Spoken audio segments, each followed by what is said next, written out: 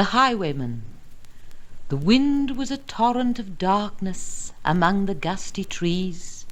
The moon was a ghostly galleon tossed upon cloudy seas.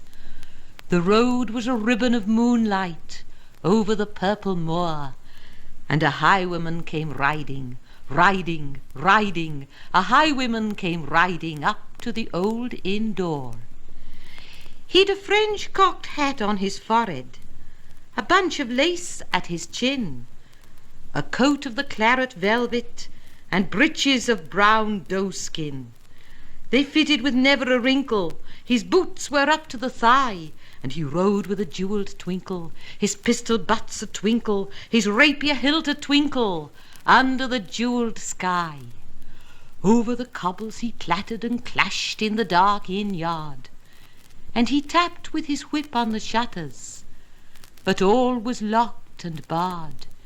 He whistled a tune to the window, and who should be waiting there but the landlord's black-eyed daughter, Bess, the landlord's daughter, plaiting a dark red love knot into her long black hair. And dark in the dark old inn yard a stable wicket creaked, where Tim the ostler listened. His face was white and peaked, his eyes were hollows of madness, his hair like mouldy hay. But he loved the landlord's daughter, the landlord's red-lipped daughter. Dumb as a dog he listened, and he heard the robber say, "One kiss, my bonny sweetheart. I'm after a prize tonight, but I shall be back with the yellow gold before the morning light. Yet if they press me sharply and harry me through the day, then look for me by moonlight, watch for me by moonlight. I'll come to thee by moonlight, though hell should bar the way." He rose upright in his stirrups. He scarce could reach her hand, but she loosened her hair i' the casement. His face burned like a brand as the black cascade of perfume came tumbling over his breast, and he kissed its waves in the moonlight.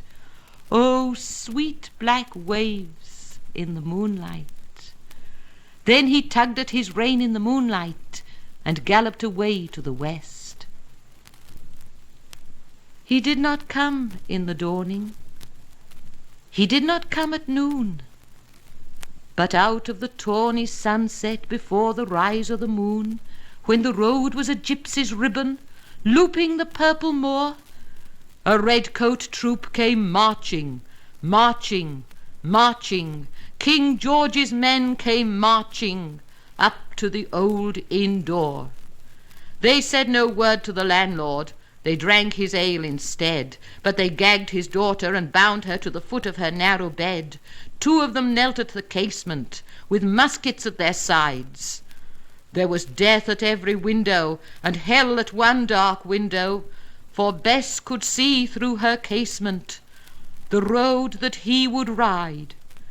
They had tied her up to attention with many a sniggering jest. They had bound a musket beside her, with the muzzle beneath her breast. And now keep good watch, and they kissed her. She heard the dead man say, "Look for me by moonlight, watch for me by moonlight. I'll come to thee by moonlight, though hell should bar the way." She twisted her hands behind her, but all the knots held good. She writhed her hands till her fingers were wet with sweat or blood. They stretched and strained in the darkness, and the hours crawled by like years, till now on the stroke of midnight, cold on the stroke of midnight, the tip of one finger touched it. The trigger at least was hers. The tip of one finger touched it. She strove no more for the rest. Up she stood, up to attention with the muzzle beneath her breast.